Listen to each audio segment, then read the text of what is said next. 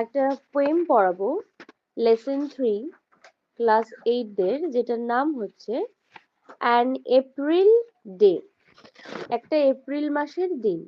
এখন তোমরা ক্লাস 8 পড়ো, এরপরে তোমাদেরকে আবার উঠতে হবে হচ্ছে 9 এরকম ঋতু বিশেষ। আমরা এপ্রিল মানে কি, মাসের কথা তো পড়ি না, আমরা ঋতুর কথা পড়ি, সিজনের কথা পড়ি। যেরকম এখন ফেব্রুয়ারি মাস, ইন্ডিয়াতে এখন শীত চলে চলে যাচ্ছে, বসন্তর আগমন হচ্ছে, মার্চ মাসে পুরোপুরি বসন্তকাল পড়ে যাবে। তো আমি যদি এখন একটা কবিতা লিখি ফেব্রুয়ারি ডে, তার মানে কি আমি ফেব্রুয়ারির কথাই বলছি নাকি আমি সিজনটার কথা বলছি? সিজনটার কথা। আজকের এই এপ্রিল ডে, এটা এপ্রিল মাসের কোনো একটা দিন কবি দেখেছেন, সেদিন প্রাকৃতিক অবস্থা কেমন ছিল, বা এপ্রিলের দিনগুলোতে প্রকৃতির কি অবস্থা থাকে, পাখিরা, মাঠেরা, ঘাসেরা, ফুলেরা কে কোন পরিস্থিতির মধ্যে দিয়ে যায়, উনি যেটা অবজার্ভ করেছেন সেটা নিয়েই উনি একটি কবিতা লিখেছেন।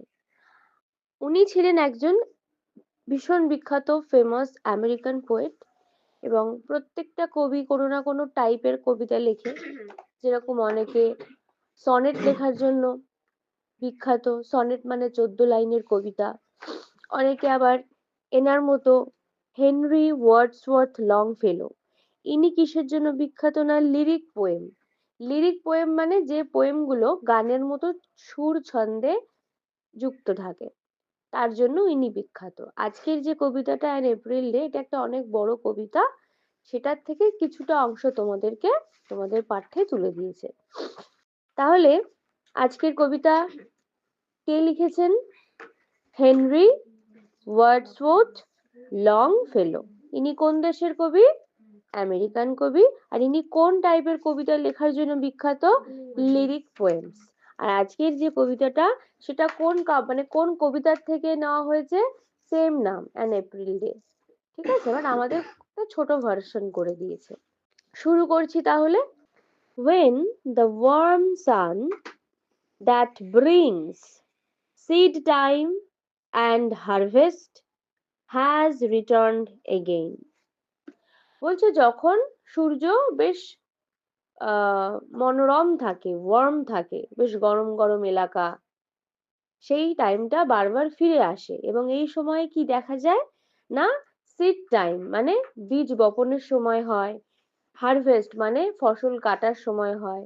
তাহলে যখন সূর্য বেশ ওয়ার্ম থাকে, মনোরম থাকে, তখন কোন কোন টাইম আবার ফিরে আসে না, বীজ বপনের টাইম, সিড টাইম, যখন চারিদিকে কৃষকরা মাঠে বীজ ছড়ায়, ভেজা মাঠে, চাষ করা মাঠে কি ছড়ায়? বীজ ছড়ায়। আবার দেখা যায় যে কেউ কেউ আবার ফসলও কাটছে। দুরকম একটা সিজন, ফসল কাটারও, বীজ বপন করারও। হ্যাজ রিটার্নড এগেইন, সেই সময়টা আবার ফিরে এসছে। Okay, it is sweet to visit the still wood where springs the first flower of the plain. এই সময়টা ভীষণ মিষ্টি সময়। ইট ইজ সুইট মানে খুব ভালো লাগে এই সময়টা। To visit the still wood, আমরা যখন স্টিল উডে যাই, স্টিল মানে এখানে শান্ত স্নিগ্ধ একটা বাগানে যখন যাই, বেশ ভালোই লাগে। যেখানে স্প্রিংস, স্প্রিংস মানে ফুল ফোটাকে বলে স্প্রিং, যেই সময় ফোটে, the first flower of the plain, এই পুরো সমতল ভূমির প্রথম ফুল ফুটতে শুরু করে। এপ্রিল মাস মানে কি, মার্চ এপ্রিল ইন্ডিয়াতে বসন্তকাল। হ্যাঁ, এই সময় চারিদিকে কি হয়, ফুল টুল ফোটে। এবং উনি আমেরিকান, আমেরিকাতেও স্প্রিং এ কি হয়, ফুল ফোটে, প্রজাপতি ওঠে, এবং নানা রকম যা প্রাকৃতিক ব্যাপার দেখা যায় সেগুলো আমরা দেখতে পাচ্ছি। তাহলে এপ্রিল মাসে কি হয়, সূর্য বেশ ওয়ার্ম থাকে, মনোরম থাকে, শীত শীত অতটা নেই, বেশ হালকা হালকা ঠান্ডা, হালকা হালকা গরম। বীজ বোনার টাইম হয়েছে, এবং হারভেস্ট করা মানে ফসল কাটার টাইম হয়েছে। এবং দেখা যায় যে খুব শান্ত বন, জায়গাটা বেশ দারুণ লাগে দেখতে। আর প্রথম ফুল ফুটতে শুরু করে। শীতকাল চলে যাওয়ার পরে কোন কাল আসে? বসন্তকাল আসে। তো আমেরিকায় শীত চলে গেছে, এবার বসন্ত আসছে, এবং বেশ চারিদিকে ফুল ফুটতে শুরু করেছে। আমাদের এখানে শীতকালে ফুল ফোটে, কিন্তু যেখানে প্রচন্ড ঠান্ডা দেশ সেখানে শীতকালে অত ফুল ফুটতে পারে না। তো বসন্ত যখন আসে তখন স্প্রিংই প্রথম ফ্লাওয়ার ফুটতে শুরু করে। সেকেন্ড প্যারা, I love the season well. আমার এই ঋতুটা, সিজনটা বেশ ভালো লাগে। এখানে আমার মানে কার? The poet. When forest glades are teeming with bright forms. Forest glades মানে ফরেস্টে দেখবে কিছু কিছু বাগান থাকে যেখানে এরকম নিচে বেশ সুন্দর ঘাস ভরা থাকে, ওইটাকে বলে ফরেস্ট গ্লেডস, মানে ঘাস জমি। ঠিক আছে, ঘাস জমি কি হয় না, আর টিমিং পুরো পরিপূর্ণ থাকে উইথ ব্রাইট ফর্মস, নানা রকমের কালারিং কালারিং ফর্মে, নানা হতে পারে ফুল, হতে পারে পাখি, মানে উজ্জ্বল রঙে পরিপূর্ণ থাকে। পাতা হতে পারে, ফুল হতে পারে। গাছে গাছে নানা রকম ফুল হলে আমরা কি বলি, বাবা চারিদিকটা কি সুন্দর কালারফুল, তাই না? চারিদিক কালারফুল হয়ে যায়। নর ডার্ক, অন্ধকার থাকে না, মেঘলা থাকে না, যেহেতু বসন্তকাল, এপ্রিল টাইম।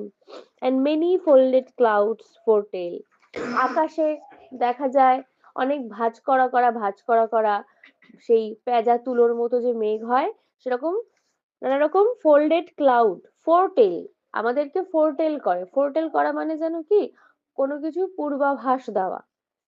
যেরকম তোমার হাত দেখে আমি বলে দিলাম তোমার পরের বছরের চাকরি, তাহলে আমি কি করলাম, ফোরটেল করলাম। এক ধরনের খবর বলে কালকে বিকেলবেলা মেঘলা আকাশ থাকবে, বৃষ্টি হবে, সবাই ছাতা নিয়ে বেরোবেন। এগুলো কি করছি, আমি পূর্বাভাস দিচ্ছি, ফোরটেল করছি। তো এই মেঘ, কোনো অন্ধকার নেই আকাশে, অল্প অল্প মেঘ আছে, এটা কি ফোরটেল করছে? The coming on of storms, যে পরে ঝড় আসতে পারে। পরে কি আসতে পারে? স্টর্ম মানে ঝড় আসতে পারে। Paragraph 3, from the earths loosen mould. Loosen mould মানে এখানে মাটির কথা বলছে। মাটি হচ্ছে আলগা, যেখান থেকে দ্য স্যাপলিং চারা গাছ, স্যাপলিং মানে চারা গাছ। চারা গাছ কেমন হয়, খুব বড় না ছোট? ছোট চারা গাছ। ড্রস ইট সাস্টেনেন্স। সাস্টেনেন্স মানে হচ্ছে একটা গাছের বেঁচে থাকার জন্য কিছু রসদ তো লাগে, যেরকম জল, সার, সূর্যের আলো, অক্সিজেন, কার্বন ডাই অক্সাইড, অনেক কিছু লাগছে একটা গাছের। তো এই জিনিসগুলো ও সেই আলগা মাটি থেকে শোষণ করছে। অ্যান্ড থ্রাইভস, এবং বেঁচে থাকছে। থ্রাইভ করা মানে খুব ফুলে ফেপে ওঠা। এখানে গাছ ফুলে ফেপে ওঠা মানে কি, সতেজ, একদম সুঠাম, তাই না? নুইয়ে পড়েনি, ঢলে পড়েনি, একদম চাঙ্গা গাছ। কিভাবে চাঙ্গা হচ্ছে ও? লুজেন মোল্ড থেকে, আলগা মাটির থেকে সাস্টেনেন্স টেনে, মানে নিজের রসদ জল ঢল টেনে। Though stricken to the heart with winter's cold. এতদিন আগে কি কাল ছিল? কোল্ড। উইন্টার মানে শীতকাল ছিল, ঠান্ডা ছিল। শীতকালে কোনো চারা গাছ তুমি বাড়িতে লাগাবে বা যে কোনো ফুল দেখবে ফুটতে যায় না, গাছেরা কেমন একটা সেই ঠান্ডায় আঁকড়ে টাইপের যায়, খুব পাতাগুলো সতেজ হতে পারে না। তো এতদিন গাছটার যে হৃদয়, গাছটার অবস্থা ভীষণ কাবু ছিল উইন্টারের কোল্ডে, স্ট্রাইক এনে। কিন্তু এখন জল টল পেয়ে আলগা মাটির থেকে সতেজ হয়ে উঠেছে।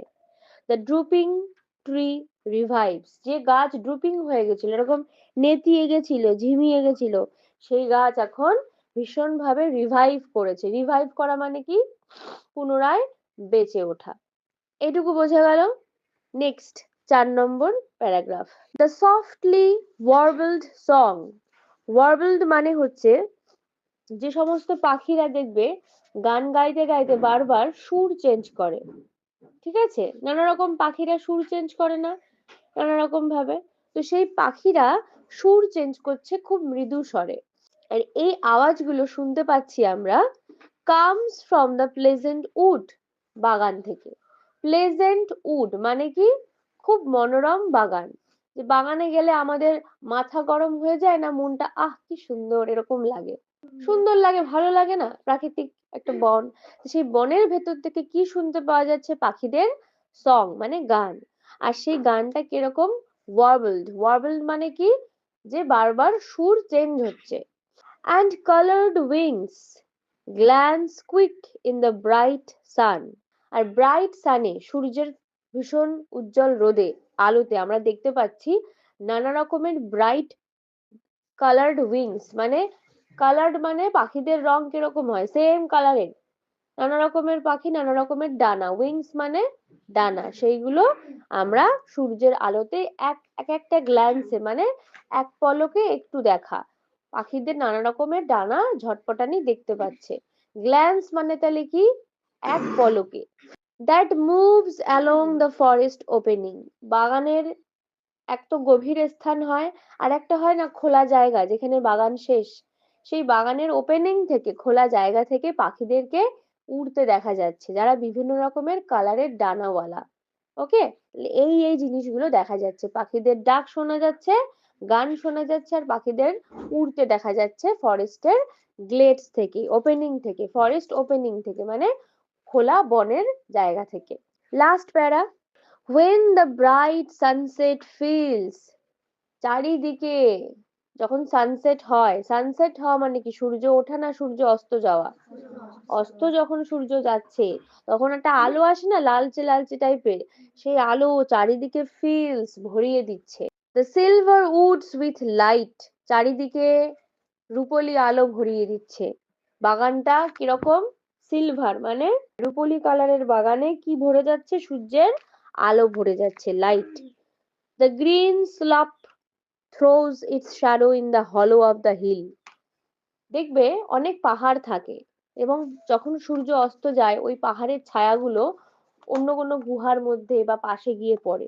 তো এখানে কি হচ্ছে, গ্রিন স্লপ, সবুজ কালারের কোনো পাহাড়ের গা, স্লপ মানে পাহাড়ের যে ঢাল থাকে সাইডে, সেই ঢালের যে ছায়া সেটা গিয়ে পড়ছে হলো অফ দ্য হিলে, মানে একটা পাহাড়ের যে হলো গুহা গর্ত, সেই গর্তের মধ্যে গিয়ে সেই গ্রিন কালারের পাহাড়ের যে ঢালের ছায়া পড়ছে। কেন, সূর্য অস্ত যাচ্ছে ফলে ছায়া পড়ছে চারিদিকে। Its shadows in the hollow of the hill and white the upland glow, সূর্যের নিচে, সূর্যের ফলে পাহাড়ের সাইডে বা গর্তে ছায়া পড়ছে, কিন্তু পাহাড়ের বডিটা, পাহাড়ের গাটা কি করছে, সূর্য যখন অস্ত যাচ্ছে গ্লো করছে, আপল্যান্ড ওপরের দিকের জায়গাগুলো চকচক করছে, সূর্য অস্ত যাচ্ছে ওপরের দিকে লাল লাল আলো হয়ে রয়েছে, তো পাহাড়ের বডি গুলো বা উপরের দিকগুলো গ্লো করছে, গ্লো করা মানে চকচক করছে।